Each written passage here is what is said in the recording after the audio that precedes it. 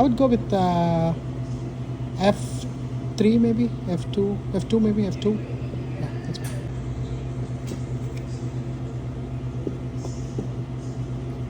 Anything in blue, it's pretty cool. Hi friends, ఎప్పట్లాగే మళ్ళీ ఒక మూవీతో మీ ముందుకు వచ్చాను. ఆ మూవీ పేరు వచ్చేసి హరిహర వీరమల్లు. సో ఈ మధ్యకాలంలో చాలా మూవీస్ రిలీజ్ అయ్యాయి, కానీ ఏది నేను చూడలేదు సమయాభావం వల్ల. కానీ తెలుగు సినిమా చూద్దామని, అది కూడా మన పవన్ కళ్యాణ్ గారి సినిమా అని చూడడం అయితే జరిగింది. మూవీ పాస్ ఉంది అండ్ అలాగే మన దగ్గర రీగల్ పాస్ కూడా ఉంది అనమాట. కానీ చూడలేదు. ఎందుకు అంటే మనకి ఆ ఇంట్రెస్ట్ అనేది రాలేదన్నమాట థియేటర్కి వెళ్ళి చూడాలి అని. బట్ యాజ్ యూజువల్గా పవన్ కళ్యాణ్ గారి movie. So actual morning 11 o'clock release అయింది మన దగ్గర. కానీ 11కి వెళ్దామనే టైంకి నాకు వేరే ఏదో పని వచ్చింది ఇమీడియట్గా. ఆ పని చేసుకొని వెళ్దాం అనుకుంటే ఇంకా సరే ఈవినింగ్ వెళ్దామని వెళ్ళాను. ఇంకా పని హడావిడిలో పడి సో వెళ్ళే లోపల అప్పటికే రివ్యూస్ ఆల్మోస్ట్ ఇండియాలో ముందు రోజు రిలీజ్ అయినట్టుంది. హరిహరం నైట్ షో పడినట్టుంది, early morning show. So reviews అవి చూస్తే ట్రోలింగ్ రివ్యూస్ ఇవన్నీ కనిపిస్తున్నాయి అనమాట. సో ఫస్ట్ ఆఫ్ ఆల్ ప్రతి సినిమా నేను ఫస్ట్ షో వెళ్ళడానికి కారణం అదే అనమాట. ఎందుకంటే రివ్యూస్ అవి చూస్తే మైండ్ అనేది కొద్దిగా నాకు అది డైవర్ట్ అయిపోతుంది. సినిమాను ఒక ఫ్రెష్ మైండ్తో చూడలేను. సరే కానీ బట్ ఈ మూవీ అయితే చూడాలి. ఎందుకంటే పవన్ కళ్యాణ్ సినిమా మ్యాక్సిమం నేను ఏది మిస్ అవ్వలేదు. ప్రాబబ్లీ లైక్ ఇంకా అసలు ఏదన్నా ఒక మూవీ ఏదైనా మిస్ అయిన థియేటర్లో చూడమంటే పంజా ఒకటి చూడలేదు అనుకుంటా. అండ్ దెన్ ఇంకొక సినిమా అదేంటది సమ్ పంజా లాంటి సినిమా కాకుండా ఇంకొకటి ఏదో సినిమా వచ్చింది, పులి కూడా చూడలేదు అనుకుంటా. మూవీ గురించి నేను చాలా మాట్లాడాలండి. లైక్ అంటే మూవీ గురించితో పాటు కొన్ని పొలిటికల్, జియో పొలిటికల్ అండ్ అలాగే యూనో ఈ మన ఆంధ్ర గురించి, తెలంగాణ గురించి అండ్ అట్లనే యూనో చాలా సంబంధిత విషయాలు అయితే మాట్లాడదామని అనుకున్నాను ఈ మూవీ కాంటెక్స్లో. సో చెప్పినట్టు ఇందాక సో ఇంగ్లీష్ మూవీస్ అయితే వచ్చాయి, మంచి మంచి సినిమాలు. జురాసిక్ పార్క్ కూడా వచ్చినట్టుంది, చూడలేదు. ఎందుకంటే మనకి చూస్తున్నారు చాలామంది తెలుగు వాళ్ళు రివ్యూస్ చూస్తున్నారు, రివ్యూస్ పెడుతున్నారు. యూనో F1 సినిమా లాంటి సినిమాస్ లేదంటున్నారు, అదంటున్నారు, ఇదంటున్నారు. But my question is like always said, movie అనేది ఒక యూనో ఒక యూనిక్ ఎక్స్పీరియన్స్ థియేటర్లో కూర్చుంటే. ఆ యూనిక్ ఎక్స్పీరియన్స్, ఆ యూఫోరియా అనేది నాకు ఎప్పుడు Telugu movies especially mass Telugu heroes cinemas చూస్తూనే వస్తుంది అనమాట. Complete package. ఈవెన్ లైక్ ఒక ఫ్లాప్ సినిమా చూసినా అది అందులో కంటెంట్ ఒక హై అనిపిస్తుంది నాకు. So that's what I always try to see Telugu movies in theatres, right. ఇంట్లో అయినా మనం చేసి మన తెలుగు మూవీ ఏదైనా పెట్టుకుంటే ఏదో మన పని మనం చేసుకుంటూ కూడా చేసుకోవచ్చు, అట్లా ఉంటుంది. ఎందుకంటే మన లాంగ్వేజ్ కాబట్టి ఆ యూనిక్నెస్, ఆ కనెక్టివిటీ, ఆ రిలేటబిలిటీ అనేది మనకు ఉంటుంది, రైట్. సో తెలుగు సినిమాలు చూద్దామంటే కుబేరా తర్వాత ఏమైనా సినిమాలు మా ఇంటి దగ్గర అయితే ఒక సినిమా వచ్చింది. అదేంటది జూనియర్ సినిమా అనేది కనిపించింది. చూస్తే హీరో ఇంత ఉన్నాడు, ఇంత చిన్నపిల్లోడు, జూనియర్ చిన్నపిల్లల సినిమా అనుకుంటే కాదా, బాబే హీరో అంట. అరే ఇతన్ని హీరో పెట్టి జెనీలియా హీరోయిన్ అనుకున్నా కానీ కాదంట, అక్కడ సైడ్ రోల్ అంట. చూస్తే ఆ పిల్లోడు ఏమని చెప్తాడు, మాకు ఒకటే రూమ్ ఉంది, మాకు బెంగళూరులో ఒక చిన్న అపార్ట్మెంట్ ఉంది, బళ్ళారిలో ఒక చిన్న ఇల్లు ఉంది, ఒక చిన్న ఆయన గుడిసెలో ఉంటాం అన్నట్టు. ఏదో మూవీస్ అంటే ఇంట్రెస్ట్ ఉంది, డ్యాన్స్ నేర్చుకున్నాను, ఫైట్స్ నేర్చుకున్నాను, లండన్లో నేర్చుకున్నాను అని చెప్పాడు. ఏదో మొత్తానికి ఏదో సినిమా చేస్తాడు. సో ఈ సినిమా కావాలని ఈ టైంలో ఎందుకు రిలీజ్ చేస్తారంటే మనకు తెలుసు. ఎందుకంటే వాళ్ళు గాలి చంద్రారెడ్డి కానీ వైఎస్ కానీ వీళ్ళంతా ఒకటే team, and team A team B అనుకోండి. సో ఇప్పుడు పవన్ కళ్యాణ్కి మీరు యాంటీ కాబట్టి వైఎస్ఆర్సీపీ, సో ఆబ్వియస్గా ఏదో విధంగా వాళ్ళ కలెక్షన్స్కి దెబ్బతీయాలని చెప్పి ఈ టైంలో రిలీజ్ చేస్తారని నాకు అనిపించింది. బికాస్ ఈ మొత్తం ఇయర్లో ఇది ఒకటే టైం దొరకదు కదా వాళ్ళకి రిలీజ్ చేయడానికి. సో ఒక ప్లాన్ ప్రకారం రిలీజ్ చేస్తారేమో అనిపించింది. అంటే ఒక పార్టీలో పవర్లో ఉన్న పవన్ కళ్యాణ్కి కూడా తప్పలేదు. సో ఇవన్నీ ప్రెమిసెస్ అన్ని పట్టడం పెట్టేసి మూవీ అయితే చూడడం జరిగింది.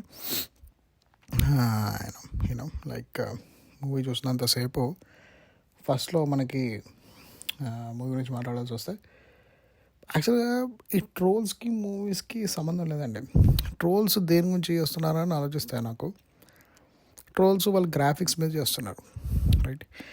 ఒక 2005, 2006, 2007 టైంలో మీరు అబ్జర్వ్ చేయండి, హాలీవుడ్ మూవీస్లో, దానికంటే ముందు 90స్లో కూడా హాలమాన్ ఇలాంటి కొన్ని చాలా మూవీస్ వచ్చాయి. విఎఫ్ఎక్స్ గ్రాఫిక్స్ ఒక లెవెల్లో ఉంటుంది. ఇంకా ఏదో లెవెల్కి వెళ్దాం అంటే ఆ లెవెల్ డేకి తగ్గిపోయింది. అవెంజర్స్ ఆ టైంకి అయితే అసలు గ్రాఫిక్స్ అనేది అసలు మొత్తం తగ్గిపోయింది. హాలీవుడ్లో విఎఫ్ఎక్స్ అండ్ ఇవన్నీ ఒక నెక్స్ట్ లెవెల్కి వెళ్తాయి అనుకున్నారు, కానీ ఏంటి స్టూడియోస్ విఎఫ్ఎక్స్ యానిమేషన్ ఇవన్నీ ఎందుకు దిగజారిపోయాయి? ఎప్పుడో కార్స్, టాయ్ స్టోరీ ఇలాంటి మూవీ తీసినప్పుడు మళ్ళీ ఆ క్వాలిటీ రావట్లేదు. అంటే దానికి ఆన్సర్ ఇక్కడ హాలీవుడ్లో ఏమని చెప్తున్నారంటే పే చేయట్లేదు, బడ్జెట్ ఇవ్వట్లేదు స్టూడియోస్, సో అందుకే రావట్లేదు అంటున్నారు. సో ఇలా ఆలోచిస్తే అంటే హాలీవుడ్లోనే ఈ రేంజ్లో ఉంటే ఇండియాలో ఇప్పుడు రాజమౌళి ఎంతో కష్టపడి ఆర్ఆర్ఆర్ తీశాడు. ఎంత తీసినా ఇక్కడ అమెరికన్స్ సూపర్గా నడిచారు. మీకు కూడా చాలా వీడియోస్ పెట్టేవాడిని నేను లైక్ ఫైట్స్ అవి ఎంత చూసినా, అంత చేసినాక ఎంత బాగానే ఉందన్నారు, కానీ కొద్ది గ్రాఫిక్స్ ఇంకా బెటర్గా ఉంటే బాగుండే కదా అన్న. అంటే అన్ని 1000 కోట్లు పెట్టినా గ్రాఫిక్స్ మంచిగా వస్తుందా లేదా అనేది క్వశ్చన్ మార్క్, రైట్? సో ఇలాంటప్పుడు ఆడియన్స్ పవన్ కళ్యాణ్ అది కూడా మనకి తెలుసు, అది లైక్ ఒక వెరీ కర్స్డ్ ప్రాజెక్ట్ అనుకోండి హరివర వల్ల. ఎందుకంటే ఫస్ట్ ఆఫ్ ఆల్ ఈ లైక్ ఆ ప్రాజెక్ట్లో అంత గ్రాఫిక్స్ ఉంటాయని ఎక్స్పెక్ట్ చేసి వెళ్ళడం అనేది మూర్ఖత్వమో అనిపించింది నాకు. సో గ్రాఫిక్స్ పక్కన పెట్టేసి, ట్రోల్స్ పక్కన పెట్టేసి మూవీ అయితే చాలా చాలా చాలా చాలా చాలా నచ్చింది నాకు. నేను యాక్చువల్గా ఏమనుకున్నానంటే ఈ మధ్య చాలా మూవీస్ స్టార్ట్ అయిన రోజు మనకు ఒక ఆడ్ ఫీలింగ్ వచ్చేసింది, అరే ఏంద్రా బాబు ఈ మూవీ ఇట్లా తీస్తున్నారని. ఇక్కడ అమెరికాలో హాలీవుడ్లోనే ఉన్నప్పుడు రామ్ చరణ్ తేజ్ మాటలలో ఇక్కడ నేను కూడా వెనకాలనే ఉన్నాను, అడిగితే గేమ్ చేంజర్ ఇట్లా శంకర్తో చేస్తున్నా అంటే అప్పుడే అనుకున్న మనసులో, అరే శంకర్ ఇది ఎప్పుడో జ్యూస్ అయిపోయింది అంటే అప్పటికి ఇంకా అనౌన్స్మెంట్ రాలేదు బయటికి. శంకర్ ఎప్పుడో జ్యూస్ అయిపోయింది. మొన్న ఏదో భారతీయుడు అది తీస్తున్నాడు, రైట్ అదేదో చేస్తున్నాడు. ఇప్పుడు ఇతంత సినిమా ఏంట్రా బాబు అని నేను అనుకున్నాను మనసులో. ఆ తర్వాత అతనికి యాక్సిడెంట్ అయింది, అతను కాలు ఇరిగిపోయింది అండ్ అతను ఫోకస్ మొత్తం భారతీయుడు 2 మీద పెట్టాడు, బ్రైట్ లైట్ తీసుకున్నాడు అండ్ మూవీ అయితే అలా పోయింది. సిమిలర్లీ దేవరా, కొరటాల శివకి అప్పటికే మనకి ఆచార్యతో వచ్చింది. ఎంత బాధ తీసినా అంటే సినిమా హిట్ అయింది అనుకోండి అని అంటున్నారు, బట్ హిట్ అయింది అదంతా పక్కన పెట్టేస్తే ఎంత బాధ తీసినా కొరటాల శివ అయితే ఇండస్ట్రీ హిట్ ఇవ్వలేడు, బాహుబలి రేంజ్లో హిట్ ఇవ్వలేడు ఎంత బడ్జెట్ పెట్టినా అనేది మనకి తర్వాత తెలిసిపోయింది, రైట్? అలా అయినా కూడా ఎన్టీఆర్ యాక్సెప్ట్ చేసి దేవరా తీస్తాడు. ఇప్పుడు దేవరా 2 Part 2 వస్తుందా అంటే క్వశ్చన్ మార్క్ అని చెప్పాలి, right? I don't think it will come any time soon. Similarly ఇదే కోవలో పవన్ కళ్యాణ్ హరిహర మీరు పాలిటిక్స్లో ఫుల్ యాక్టివ్గా ఉండైపోయి ఇంకా ఆల్మోస్ట్ వైఎస్ఆర్సీపీ యుద్ధం ప్రకటించేసాను. ఇంకా రేపు అంటే నేను తెలంగాణ ఉన్నాయి ప్రాపర్టీ, నాకు ఇప్పుడు ఇండియాతో కూడా ఎక్కువ సంబంధం లేదు, సో నేను తప్పు చెప్తుండొచ్చు. సో ఇంకా తెలంగాణతో ఆంధ్రాలో సీఎం అవ్వబోతాడు అని అందరికీ ఆల్మోస్ట్ కొద్దిగా అనుకున్నారు. ఎందుకంటే లైక్ జనసేనకి మంచి వైఎస్ఆర్పీ మీద యాంటీతో టీడీపీ ఎలాగ వస్తుంది, జనసేన ఎలాగో కైండ్ ఆఫ్ ఫ్రెండ్లీ పార్టీ టీడీపీకి కాబట్టి కోయలేషన్లో ఉంటారేమో అని. అప్పటికైనా అంత రేంజ్లో అంత పెద్ద ప్రాజెక్టు కీరవాణిని తీసుకొచ్చి కృషి జగన్మోహన్ అంత విజన్లో అంత పెద్ద ప్రాజెక్టు ఒప్పుకోవాల్సింది కాదు పవన్ కళ్యాణ్ గారు. అండ్ అలాగే తీయాల్సిన ప్రాజెక్ట్ అయితే కాదు ఫస్ట్ ఆఫ్ ఆల్, ఎందుకంటే కామన్ సెన్స్ ఆయన పవన్ కళ్యాణ్ పాలిటిషియన్ అయ్యాక అంత గ్రాఫిక్స్కి అన్నింటికి డేట్స్ అవుతుంటాయి, ఎలా షూటింగ్ చేస్తారు, ఎలా ఏంటి అనేది అది simple common sense, common logistic. అది ఆ లాజిస్టిక్ రూల్స్ ఏవి ఆలోచించకుండా, గ్రౌండ్ రియాలిటీ ఆలోచించకుండా వెళ్ళిపోయారు క్రిష్కి మధ్యలో. లైక్ ఏదో అయినట్టుంది మూవీ నుంచి అయితే తప్పించుకున్నాడు క్రిష్. అంటే ఆ డైరెక్టర్ విజన్, ఆ డైరెక్టర్ రాసుకున్న స్క్రిప్ట్ వేరే ఏదో డైరెక్టర్ ఎవరో ఫర్ ఎగ్జాంపుల్ సగం ఆన్సర్ షీట్ ఎవడో క్వశ్చన్ రాసుకొని ఎవడో రాస్తాడు స్టూడెంట్, మిగతా స్టూడెంట్ ఇంకా ఏదో రాయాలి అంటే వాడు ఎలా రాస్తాడు, రైట్? బట్ ప్రాబ్లీ లైక్ ఎంత సిమిలర్ రాసినా అతని విజన్ ఇతని విజన్ ఒకలాగా ఉండదు కదా. సేమ్ థింగ్ బుక్ అనుకోండి సార్, నేను ఆన్సర్ పేపర్ అంటే బుక్ అనుకోండి. ఈయన ఏదో రామాయణం రాయమంటే నేను ఒక విధంగా రాస్తాను. రావణుడికి ఈ డ్రెస్ ఉంటుంది, ఆ డ్రెస్ ఉంటుంది, యూనో లైక్ రావణుడు యష్ లాగా ఉంటాడు, రైట్? రాముడు రణబీర్ కపూర్లా ఉంటాడు, నేను రాస్తాను నా స్క్రిప్ట్ రాసుకోమంటే. వేరే అతను వస్తే అతను ఏం రాస్తాడు, అరే రాముడు మహేష్ బాబులా ఉంటాడు, యూనో లైక్ రావణాసుడు మోహన్ బాబులా ఉంటాడు, సంథింగ్ అలా అంటే అలా రాస్తారు కదా, ఒకరు ఒకటి స్టైల్లో వాళ్ళు రాస్తారు కదా. సో డైరెక్టర్ అనేవాడు అతని విధంగా రాసుకొని తెలిసిపోతుంది ఇద్దరు చేయబెట్టారు, టూ మెనీ కుక్స్ అని తెలిసిపోతుంది. Too many cooks spoil the food అంటారు కదా, అలా తెలిసిపోతుంది కిచడీ లాగా పెట్టారని. బట్ ఇంత అనుకున్న మూవీ బాగుందండి, చూడొచ్చు. లైక్ ఐ మీన్ అరే చూడకుండా లేసి వెళ్ళిపోవడం, గ్రాఫిక్స్ అనే పక్కన పెట్టేస్తే మూవీ యాక్చువల్గా సర్ప్రైజింగ్గా నాకు చాలా నచ్చింది మూవీ. సో ఇప్పుడు మూవీ గురించి మాట్లాడుతాను, ఇది పాడ్కాస్ట్ కాబట్టి మనం దీని గురించి అన్ని మూవీ గురించి సమకాలీన అంశాల గురించి అన్ని గురించి మాట్లాడతాం కదా. సో మూవీలో స్టార్టింగ్లో ఏమవుతుందంటే పవన్ కళ్యాణ్ ఒక మనకి బుక్కరాయ హరిహర అని చిన్నప్పుడు మనం చదువుకున్నాం, గుర్తుంటుందేమో మన తెలుగు సాహిత్యంలో. వాళ్ళని ఫోర్స్ఫుల్గా ముస్లిమ్స్లా కన్వర్ట్ చేస్తారనమాట. ఐ థింక్ వాళ్ళు అసఫ్ జహీస్ ఏమో మన హైదరాబాద్ తెలంగాణ సైడ్, అటు సైడ్ ఉన్న వాళ్ళు కులీ కుతుబ్ షా విజయనగర ఎంపైర్ని బహ్మిని సుల్తాన్స్, కరెక్ట్, బహ్మిని సుల్తాన్స్ తీసుకున్నారు. మీరు ఆదిత్య 369 మూవీ చూస్తే అందులో సుత్తివేలు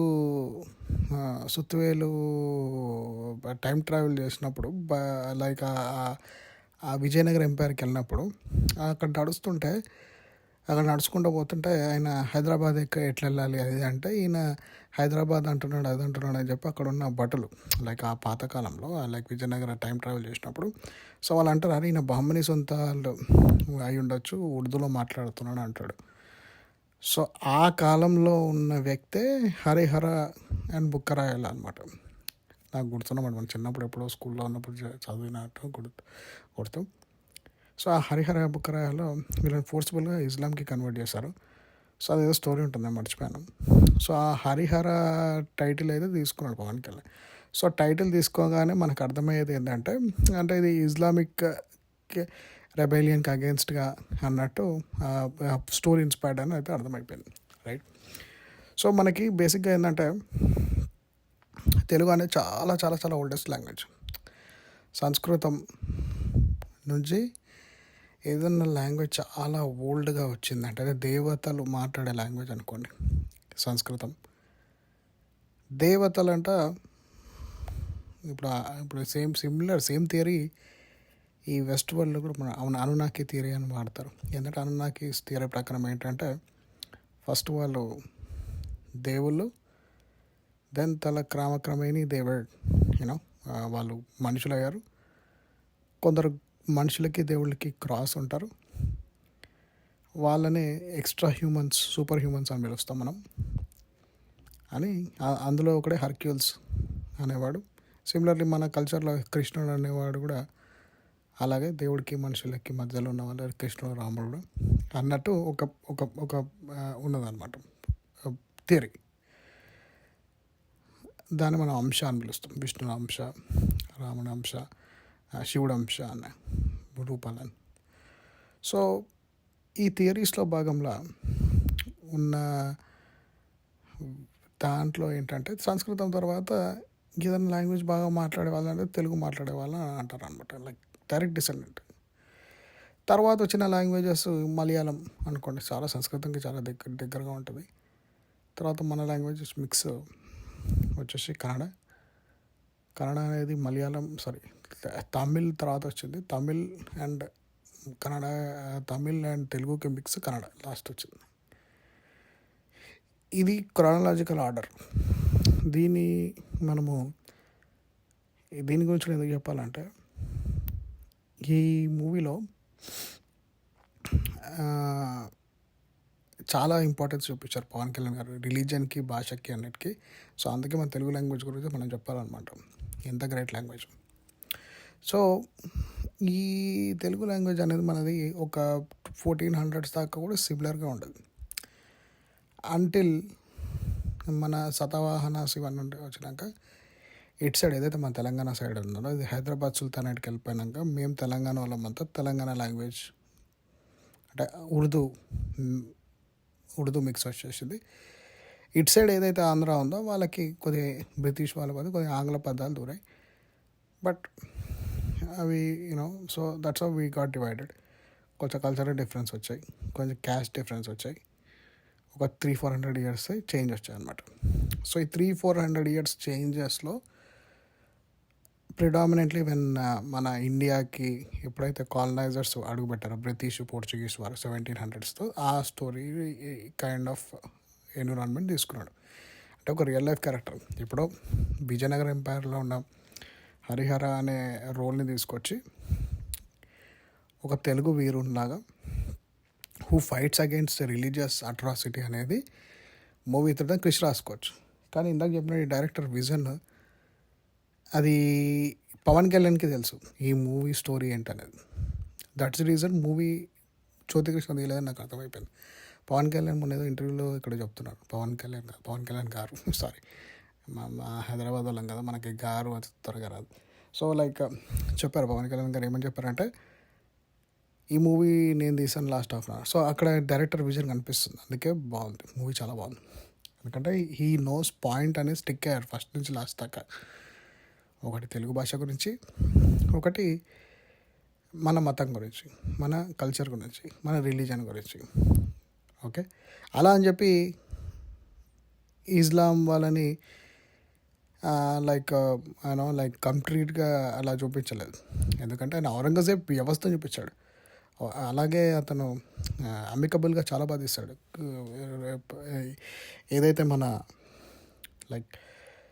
హైదరాబాద్ రూలర్ ఉంటాడో అతన్ని మంచి కాస్మోపాలిటన్ రిలీజియస్ ఫ్రెండ్లీలా చూపించాడు.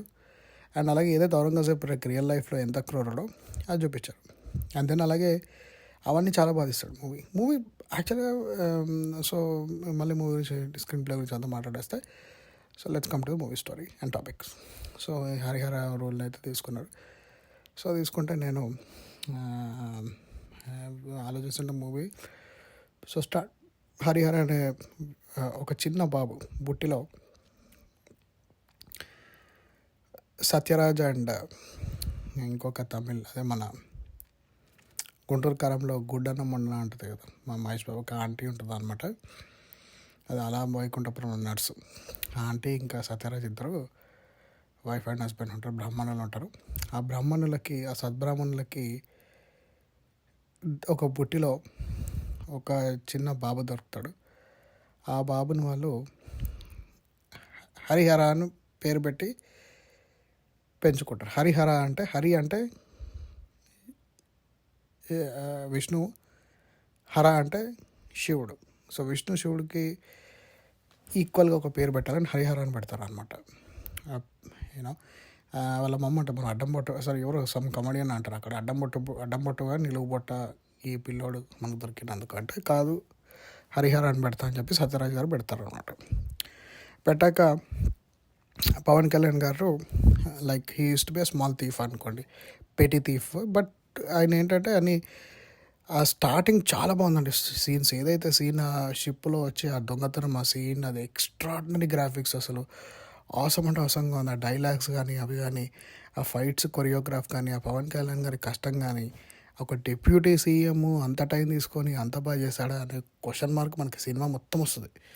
అంటే మన రాష్ట్ర సీఎం కాకపోయినా, మన పక్క రాష్ట్ర సీఎం అయినా, మన తెలుగు మనకి ఎంత డివిజన్ అయినా మనమంతా ఒకటే అని ఉంటుంది కదా. సో ఆ ఫీలింగ్ అయితే మనకు సినిమా మొత్తం తీసుకెళ్ళగలిగారు పవన్ కళ్యాణ్ గారు. సో ఆ ఫైటింగ్ కానీ అది కానీ, ఆ మ్యూజిక్, కిరవాణి గారి మ్యూజిక్ ఆసంగా ఉంటుంది. సో ఇలాంటి అతను ఉంటే ఇలా చిన్న చిన్న దొంగతనం చేస్తే అతనికి ఇంకో చిన్న దొంగతనం అప్పచెప్తారు. ఆ దొంగతనం చేయడానికి ఆయన హైదరాబాద్కి వెళ్తాడు అనమాట. హరిహర విజయనగరంలో ఉన్న హరిహర, కృష్ణా డిస్టిక్లో ఉన్న హరిహర వస్తే అక్కడ ఆయన చూసి, అరే నువ్వు ఇది కూడా కాదు, ఆ దొంగతనం చేస్తే పట్టుబడిపోతాడు అనమాట. హీరోయిన్ బిట్రే చేస్తుంది. ఆ బిట్రే చేస్తే అతను దొరికిపోయి యూనో లైక్ ఇంటర్వల్ బ్యాంక్ కూడా చాలా బాగుంది. సో అది దొరికిపోయి అండ్ దెన్ అతను వేరే యూనో లైక్ దొరికిపోయి ఇప్పుడు నువ్వు ఢిల్లీకి వెళ్ళి ఇంకో పెద్ద హిస్టరీ చేయాలంటారు, ఈ కోహినూర్ వజ్రం చేయాలంటే అక్కడ ఏదైతే డైలాగ్ ఉందో అది చాలా బాగుంది. ఎందుకంటే రియల్గా జరిగిన స్టోరీ, రియల్గా దాన్ని ఇంతవరకు ఎవరు ఆ హిస్టరీని పట్టలేదు. బేసిక్గా మనకు తెలుసు క్రిష్ జగర్లమూడి అనే వ్యక్తి is very historically strong, especially Telugu culture మీద అతనికి చాలా పట్టు ఉంది, నాలెడ్జ్. సో ఆయన కరెక్ట్గా ఎవరు టచ్ అయిన పాయింట్ ఎప్పుడు కోహినూర్ వజ్రము ఇండియాలో అరే మా కోహినూర్ వజ్రం మా కోహినూర్ వజ్రం అది అంటారు, కానీ అది కోహినూర్ వజ్రం అనేది తెలుగు వాళ్ళది, మన కృష్ణా బేసిన్లో దొరికింది. అది కృష్ణా బేసిన్లో దొరికిన ఇటు ఆంధ్ర, ఇప్పుడు మనం హైపోథెటికల్గా చూస్తూ ఉన్న ఆంధ్రాకి తెలంగాణకి మధ్యలో ఉన్న బేసిన్లో దొరికింది. అది ఆ కృష్ణా బేసిన్ అప్పుడు ఉన్నప్పుడు అది గోల్కొండలో దొరికింది కాబట్టి గోల్కొండ అన్నారు. అండ్ దెన్ కృష్ణానదిలో దొరికింది కాబట్టి ఆంధ్ర ఈక్వల్ హక్కు వరకు అని ఉంది కోహినూర్ కంటే మన ఓన్లీ మన తెలుగు స్టేట్స్కి ఉంది అనిపిస్తుంది నాకు. అదా బ్రిటిష్ ఎత్తుకపోయినారు, అది ఎత్తుకపోయిన అదంతా. కానీ సో అది తీసుకురమ్మంటే అతను అది వెళ్ళడానికి వెళ్తాడు, రైట్. వెళ్తే ప్రాసెస్లో ఆయన ఫస్ట్ ఏదైతే చిన్న దొంగతనానికి వెళ్తాడో అప్పుడు ఆ జయసుధ వాళ్ళ కొడుకు ఈ సినిమాలో యాక్ట్ చేస్తాడు. అతన్ని, సునీల్ని, ఇంకిద్దరు ముగ్గురు, సుబ్బరాజుని, ఇలా ఇద్దరు ముగ్గురు అందరం తీసుకొని ఒక గ్యాంగ్ లాగా తయారు చేసి వెళ్తాడు. చాలా ఎంటర్టైనింగ్గా తీయచ్చు, కానీ ఉన్నంతలో బాగానే తీస్తారు, రైట్. అండ్ దెన్ తర్వాత ఈ బాంబుని వచ్చిన మన హైదరాబాద్లో ఉన్న యూనో లైక్ ఫైట్ ఒక షాట్ ఉందండి ఇంత పవన్గా. ఇది ఈ షాట్ గురించి ఎంత ఎంత చెప్పినా తక్కువే. మన చార్మినార్ దగ్గర ఆ టైంలో చార్మినార్ దగ్గర ఫైటింగ్ అవుతుంది. పవన్ కళ్యాణ్ దొంగంగానే ఆడ చార్మినార్ పక్కన ఉన్న మన అమ్మవారిది అది చిన్నది ఇట్లా విగ్రహం ఉన్నట్టు చూపించి దానికి మొక్కి ఫైటింగ్ చేస్తాడు అనమాట. అంటే అంటే మన చార్మినార్ పక్కన ఆ గుడి అప్పటి నుంచి ఉన్నది, ఆ గుడి విశిష్టత కూడా పవన్ కళ్యాణ్ గారు చెప్పారు. అండ్ దెన్ సెకండ్ హాఫ్లో తెలంగాణ మాట్లాడాడు పవన్ కళ్యాణ్. ఒక తెలంగాణ కూడా మన హైదరాబాద్ లాంగ్వేజ్ మాట్లాడారు. అసలు మన తెలంగాణలో ఎందుకురా పవన్ కళ్యాణ్ అంటే ఇంత పిచ్చి అనేది దాంతో మనం అర్థం చేసుకోవచ్చు. ఎందుకంటే ఇప్పుడు విజయ్ దేవరకొండ ఉన్నాడు, ఒక మెయిన్ స్ట్రీమ్లో తెలంగాణ యాక్టర్, కానీ ఆయన కొద్దిగా ఎంతైనా మహబూబ్ నగర్ లాంగ్వేజ్, ఆ మహబూబ్ నగర్ స్లాంగ్ తీసుకొస్తాడు. సిమిలర్లీ మన నితిన్ ఉన్నాడు. నితిన్ అయినా మళ్ళీ మన నిజామాబాద్, కానీ ఆయన ఫర్ సమ్ రీజన్ ఆయన తెలంగాణ అని చెప్పుకోవడానికి మొమ్మాట పడుతాడు, సిగ్గుపడుతాడు నాకు తెలియదు. కానీ ఆయనకి రాని dialogue delivery, Telugu delivery Telugu మాట్లాడడానికి ట్రై చేసి తడబడి డైలాగ్ డెలివరీ కూడా తడబడుతుంటాడు అనమాట. బట్ పవన్ కళ్యాణ్ గారు ఎంత బాగా మాట్లాడారంటే గుర్కాయించి చూస్తున్నాం అలాంటి డైలాగ్స్ ఏవైతే మన హైదరాబాద్లో మనం మర్చిపోయిన లాంగ్వేజెస్, మర్చిపోయిన వర్డ్స్, ఆ స్లాంగ్, ఆ ఈజ్, అసలు ఒక ఫుల్ ఫ్లెడ్జ్ తెలంగాణ మూవీ ఇట్లా అర్జున్ రెడ్డి లాంటి మూవీ పవన్ కళ్యాణ్తో తీస్తే ఎట్లుందా, ఒక రేంజ్ ఉంటుంది అనిపిస్తుంది నాకు. ఎప్పటి నుంచో అది నా థాట్ ప్రాసెస్ ఉంది. But the thing is Ram Gopal Varma కూడా మన ఇంటర్వ్యూలో చెప్తున్నాను, నాకు తెలంగాణ భాషలో ఉన్న సీరియస్నెస్, దమ్ము, అది గంభీరత్వం నాకు ఆంధ్ర భాషలో రాదు. అందుకే నేను చాలా మటు క్యారెక్టర్స్కి నేను తెలంగాణ పడతానని చెప్పాడు. దట్స్ రైట్, అది ఫ్యాక్ట్ అతను చెప్పాడు. ఆంధ్ర వాళ్ళు సాఫ్ట్గా మాట్లాడతారు, అది వాళ్ళ లాంగ్వేజ్ నేచర్. నేను ఇందాక చెప్పిన దాంట్లో సగం డివైడ్ అయినప్పుడు, స్టేట్ డివైడ్ కాకముందు ఒక 200-300 years నుంచి ఈ డివిజన్ ఏదైతే ఉందో, బ్రిటిష్ వాళ్ళు ఇక్కడ, నిజాం వాళ్ళు ఇక్కడ, మనకు యూనో లైక్ ఈ 200-300 చాలా చేంజెస్ వచ్చేసాయి, రైట్. సో స్లాంగ్ అని మాట్లాడతారు. సో స్లాంగ్ అంతా పక్కన పెట్టేస్తారు. సో పవన్ కళ్యాణ్ వెళ్ళి ఆ విగ్రహం మొక్కేసి ఫైట్ అయితే చాలా బాగుంటుంది. అదంతా అయిపోయినాక like so his goal is to go and get Kohinoor. So దారిలో అర్థమయ్యేది ఏంటంటే పవన్ కళ్యాణ్ నార్మల్ దొంగ కాదు, ఇతను వెరీ నాలెడ్జబుల్ పర్సన్. ఎందుకంటే ఈయన he is doing like extraordinary skill set ఉంది ఇతనికి. తత్వాలు చెప్తున్నాడు, వేదాలు చెప్తున్నాడు, లైక్ యూనో యానిమల్స్తో మాట్లాడుతున్నాడు, ఇవన్నీ చేస్తున్నాడు. ఇతని గోల్ ఇది కాదు. అండ్ ఇతని దొంగతనాలు కూడా ఈయన కావాలని పట్టుబడలేదు.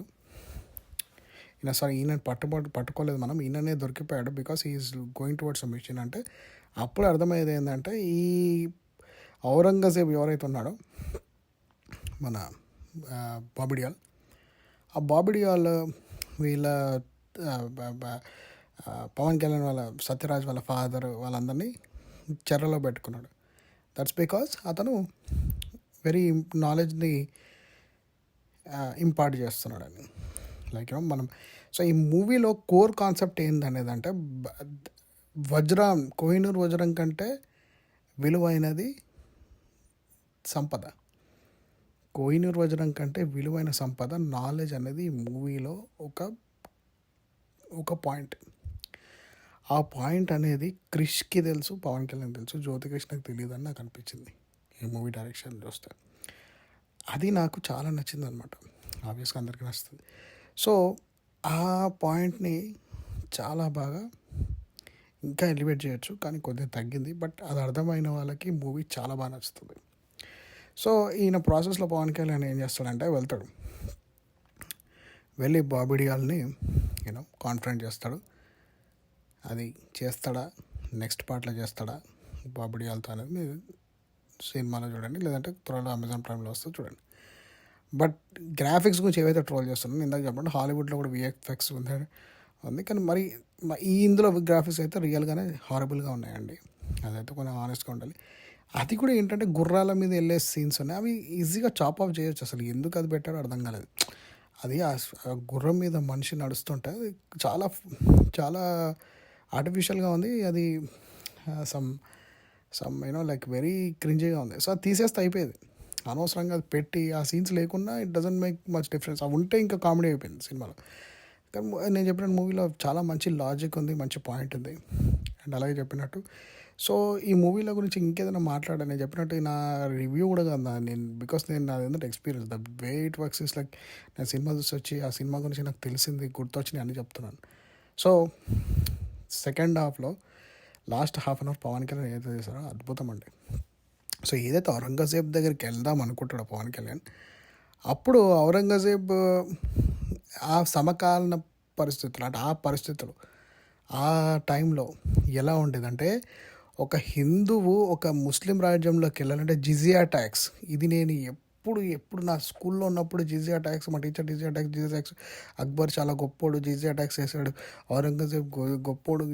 అరే జిజియా ట్యాక్స్ అంటే ఏంటంటే మా టీచర్ చెప్పేది లేదు, మేము హిందూ అయినందుకు ₹1 ఇవ్వాలి అంటే, అరే నేను మన దేశం నుంచి ఎక్కడికో వచ్చి వీడియో ఇవ్వడం ఏంద్రా అని మనం అనుకునేది. లైక్ ఇవన్నీ మనం అనుకునేది. కానీ మన కాంగ్రెస్ ఏదైతే ఒక పొలిటికల్ పార్టీ దేశాన్ని ఒక పీడలాగా పట్టుకొని ఒక 50 ఏళ్ళు పీడించిందో, అది ఉండే వరకు మనం ఏంటంటే అది ఒక మాట్లాడలేకపోయినాం అసలు. అవి తప్పని, అది అంత ఇల్లాజికల్, అంత మనకు అన్యాయం జరిగినా మనం మాట్లాడలేని స్థితిలో ఉన్నాం. లైక్ మన యాక్సెప్టెన్స్లో బతికాం.